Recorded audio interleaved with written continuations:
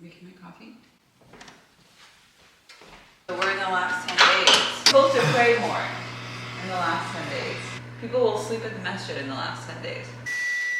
Every morning when I was young, my mom used to say, time for food. It was like the nicest way to wake us up, but we hated it. It was so triggering. Me neither. I woke up at 3:30 again and I was awake for so long. In the middle of the night, and this is a really deep voice. Goes, are you hot? I was like, Mom, I was not expecting that. Oh my god, this egg went bad. Ew. Well, I had it out for so long. I mean, I made them like a long time ago. Get my coffee. GB kahwa. What? GB kahwa. Shukran. Yeah, walad. So after Ramadan is over, what are we gonna have that challenges us in our lives? Was life just gonna be easy? Never. Maybe. Honestly, maybe we have a season where life is easy. I don't feel like I've had one of those seasons in a really long time. I feel like this Ramadan was like hard for both of us. Like our Eid isn't gonna be like so big because it's on a weekday.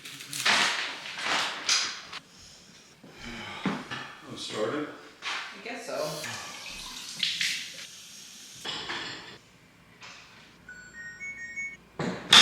I never thought I'd be one of those people that's super anal about countertops, but I am. Don't want anything to look like it was used.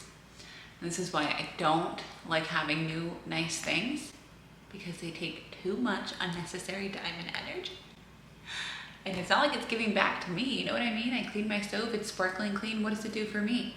Cook my food the same way it would if it was dirty. If you don't know a lot about Islam or Ramadan or fasting, sahur is the meal that we eat before break of dawn. So right before the sun even starts to rise, we eat a meal. And then we fast from food or water and a lot of other things for the rest of the day. A lot of other vices, basically, until sunset or the start of sunset. This month is meant to bring you closer to your faith. People will read the Quran, which is the holy book, like the Bible. A lot of people will try to get through the entire book. We did that last year. We tried to get through the whole translation. I don't think we did it though. And everyone has a different goal. The one thing that we're always common on, a lot of people do try to read the whole Quran, but the one thing that we're really common on is that we all do is we all fast, and we're all a lot more mindful of God throughout this month. I'm gonna pray right now. So we pray 5 times a day. I'm gonna pray Fajr. That's the first of the 5 prayers. Pray 5 times a day to be in constant remembrance of God throughout the day and to give constant gratitude to God for everything that we have throughout the day. You'll hear the word Allah a lot in relation to Islam. So if someone's talking about Islam, you'll hear the word Allah. And a lot of people have confusion around this. They're like, who is that?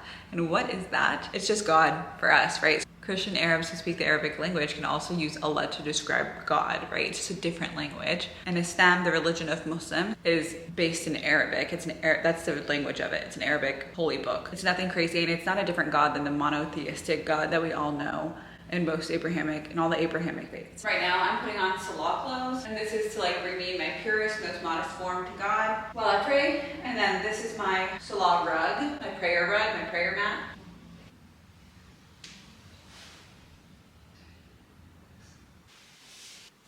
Everyone's seeing all these Ramadan vlogs, but nothing's ever explained. My husband, before he was Muslim, before he converted, he was like, I don't know Arabic. Like, I don't know what you guys are saying. I don't know what you guys are doing, and I have no idea why.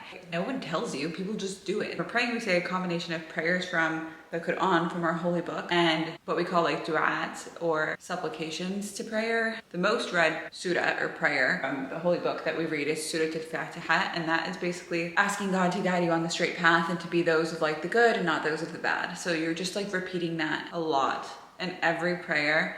So 5 times a day, several times in each prayer. So you repeat that like 30 times every single day, asking God to keep you like on the straight path. And all the different movements and stuff, there's little phrases that you say that basically praise and worship God. That is that. So then inshallah, we'll do that 4 more times today. And I am debating if I go back to sleep. It's like, what time is it? I don't even know, 6, 5? I wasn't really planning on giving the 101, the 411 on what Ramadan in Islam is, but I feel like no one ever tells you, you know? You're just watching a vlog and you watch people like cover their hair and uncover their hair. What are they doing? I don't know. I'm not an expert, but I did grow up Muslim and I am one today, so. My husband did convert to Islam. I'm not an expert, but I understand why people don't get it or don't know anything about it, you know? This is what the Quran looks like. So this is like it written in Arabic. This is a transliteration written in English, but pronounced so that you can try to pronounce it if you don't know how to read Arabic. And then this is the English translation. So we started off reading the English translations. Even I did because I don't speak Arabic very well at all. David's now trying to like learn this and I'm trying to read this. I just signed up for an Arabic reading class a couple of months ago to try to learn how to read again. Do you want to read it? Praise be to Allah, basically God, the cherisher and sustainer of the worlds, most gracious, most merciful, because that's like one of his many names. We call him the most gracious and the most merciful.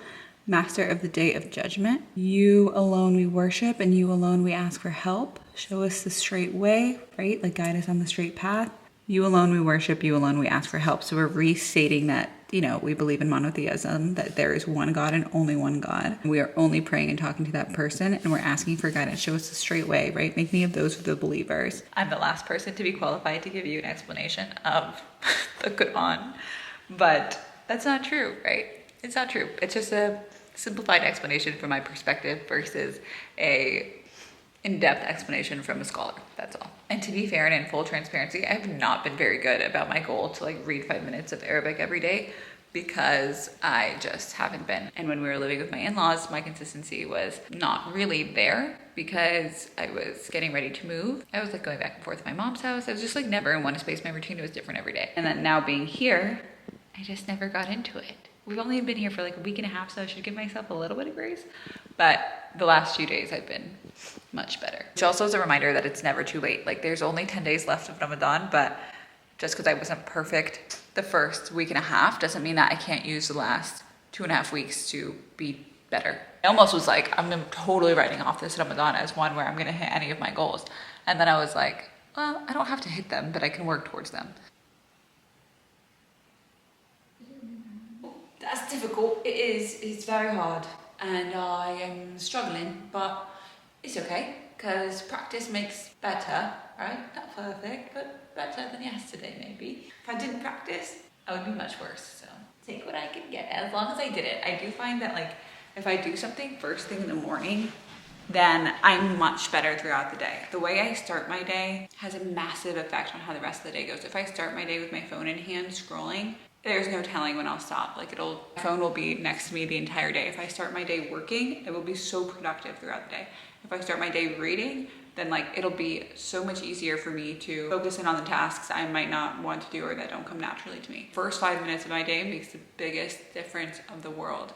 Sometimes mentally, if I start my day like on the wrong foot, then I'll try to like have a mental restart. Like I'll try to be like, okay, 12 p.m. marks a new day. Like, anyways, that's really hard because in your brain, you literally have like reward centers that go off when you start your day like with your phone or something. Then you start this like dopamine high and low and high and low and you're trying to constantly meet that high. Whereas if I start my day doing this or going on a walk or working, like I don't start with this massive dopamine high. I start with pretty level. So my dopamine that my brain is trying to reach is just like normal. It's easy to always reach it. I don't need my phone.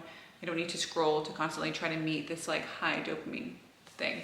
And it's hard to meet it again.